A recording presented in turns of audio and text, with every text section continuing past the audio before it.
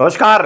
लोकसभा चुनाव 2024 की शुरुआत हो चुकी है। 19 अप्रैल को पहले चरण में 21 राज्यों और केंद्र शासित प्रदेशों की 102 सीटों पर वोट डाले जा चुके हैं।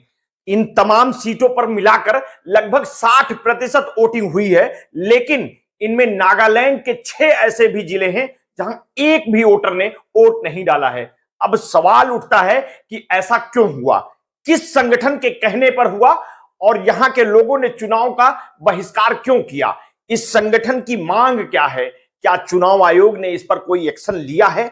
आइए जानते हैं। नागालैंड की एकमात्र लोकसभा सीट के लिए शुक्रवार को मतदान हुआ।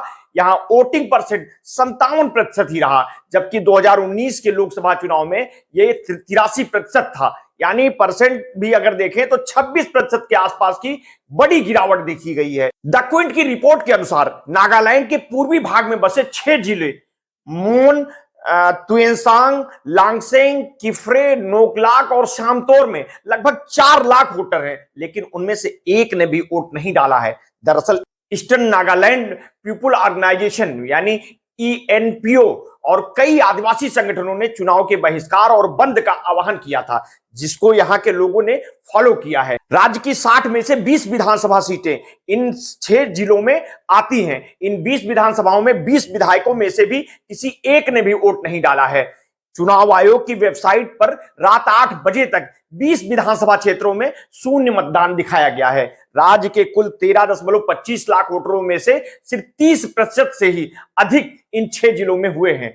पहले तो यह जान लीजिए कि एनपीओ क्या है और इसकी मांग क्या है। ईस्टर्न नागालैंड पीपुल्स ऑर्गेनाइजेशन पूर्वी नागालैंड में आदिवासियों की सबसे बड़ी बॉडी है। ईएनपीओ पूर्वी नागालैंड को नागालैंड से अलग होकर एक अलग राज्य फ्रंटियर नागालैंड क्षेत्र की मांग कर रहा है। ईएनपीओ 2010 से एक अलग राज्य की मांग कर रहा है। उसका दावा है कि नागालैंड के पूर्वी हिस्से में 6 जिले मोन, तुएनसांग, लांगलेंग, किफिरे, नोकलाक और शामतोर वर्षों से भी सभी पहलुओं से उपेक्षित किया गया है। इन 6 जिलों में मुख्य रूप से चौंग, खियामन्युंग, कोन्याक, फोम्स, संगतक, तिखिर और यिमखिंगयू जनजातियां निवास करती हैं। मौजूदा लोकसभा चुनाव से पहले एनपीओ ने इन 6 जिलों में सार्वजनिक आपातकाल घोषित किया था, जिसमें कहा गया है कि वो किसी भी राजनीतिक दल को लोकसभा चुनाव के लिए प्रचार करने की अनुमति नहीं देगा। यह फैसला ईएनपीओ ने मार्च के पहले सप्ताह में आदिवासी निकायों और फ्रंटल संगठनों के साथ दीमापुर में बैठक के बाद लिया था। संगठन ने अपने बयान में कहा है कि भारत सरकार ने गृह मंत्रालय के माध्यम से फ्रंटियर नागालैंड क्षेत्र को बनाने का प्रस्ताव को निपटाने में देरी की है। इसे देखते हुए जनजातीय निकाय और फ्रंट संगठन तत्काल प्रभाव से पूरे पूर्वी नागालैंड में सार्वजनिक आपातकाल की घोषणा करते हैं। गौरतलब है कि ईएनपीओ ने पिछले साल के विधानसभा चुनाव से पहले भी बहिष्कार का आह्वान किया था, लेकिन गृह मंत्री अमित शाह के आश्वासन के बाद इसे वापस ले लिया गया था।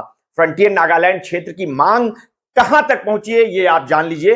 वैसे तो एनपीओ की मांग है कि वर्तमान नागालैंड राज्य से अलग होकर एक अलग राज्य फ्रंटियर नागालैंड बनाया जाए, लेकिन 2022 में इसके सलाहकार पूर्वोत्तर एके मिश्रा के नेतृत्व में केंद्रीय गृह मंत्रालय के प्रतिनिधियों ने एक वैकल्पिक व्यवस्था स्वायत्ता क्षेत्र के लिए बातचीत की थी। ईएनपीओ 7 जनजातीय समुदायों का प्रतिनिधित्व करता है। इसने 2022 में अपनी मांग पर दबाव तेज कर दिया था और केंद्र सरकार द्वारा इस मुद्दे को हल करने का विफल रहने पर किसी चुनाव प्रक्रिया में भाग नहीं लेने का संकल्प लिया गया था। केंद्रीय गृह मंत्रालय ने तब 49 पार्षदों के साथ विधायी, कार्यकारी, प्रशासन और वित्तीय स्वायत्तता के साथ क्षेत्र के लिए एक स्वायत्त परिषद बनाने का प्रस्ताव रखा था। इसमें 40 निर्वाचित विधायी सदस्यों और 9 नॉमिनेटेड मेंबर्स होते हैं। हालांकि अभी इन पर सहमति नहीं बनी है और ईएनपीओ अभी भी नए राज्य की मांग कर रहा है। चुनाव के बहिष्कार पर चुनाव आयोग ने एक्शन लिया है। 18 अप्रैल को नागालैंड के चीफ इलेक्शन ऑफिसर ने ईएनपीओ को एक कारण बताओ नोटिस जारी किया था। इसमें कहा गया है कि पूरे पूर्वी नागालैंड में पूर्ण बंद का आह्वान पूर्वी नागालैंड क्षेत्र में रहने वाले लोगों को वोट डालने के स्वतंत्र अधिकार में हस्तक्षेप करके चुनाव में अनुचित प्रभाव का प्रयोग करने का प्रयास है। कारण बताओ नोटिस में एनपीओ के अध्यक्ष से पूछा है कि आईपीसी की धारा 171C की उपधारा 1 के अनुसार कार्रवाई क्यों नहीं शुरू की जानी चाहिए। नोटिस का जवाब देते हुए ईएनपीओ ने स्पष्ट किया है कि उसने पहले ही लोकसभा चुनाव 2024 में भाग लेने से दूर रहने के अपने इरादे के बारे में भारत के चुनाव आयोग को सूचना दे दी थी। ईएनपीओ ने कहा है कि 18 अप्रैल को जारी उसके सार्वजनिक नोटिस का मुख्य लक्ष्य पूर्वी नागालैंड क्षेत्र में गड़बड़ी की संभावना और असामाजिक तत्वों के जमवाड़े से जुड़े जोखिम को कम करना था। संगठन ने आगे कहा है कि आईपीसी की धारा 171 सी की उपधारा 1 इस संदर्भ में लागू नहीं होगी, क्योंकि चुनाव में अनुचित प्रभाव डालने से जुड़ा कोई अपराध नहीं किया गया है। कारण बताओ नोटिस का जवाब देने के बाद ईएनपीओ ने सभी 6 जिलों से बंद हटा दिया है। अब देखना होगा कि इन 6 जिलों में मतदान कब होगा, कैसे होगा, इसका निर्णय कैसे होगा। ईएनपीओ के साथ सरकार वार्ता कर नए राज्य को बनाने का समाधान का रास्ता बन पाती है या फिर कई रणनीति के तहत कदम आगे बढ़ाती है। आगे के अपडेट के लिए आप हमारे साथ जुड़े रहिए, हम समय समय पर आपको अपडेट देते रहेंगे। आपने अगर अभी अब तक हमारे चैनल को सब्सक्राइब नहीं किया है तो कर लीजिए, बेल आइकन दबाना ना भूलिए। आपको अगर हमारी ये स्टोरियां अच्छी लगती हो तो अपने हित मित्र शुभचिंतकों में भी उसे शेयर कर दिया करिए। अपना ध्यान रखिए। बहुत बहुत धन्यवाद। साधुवाद।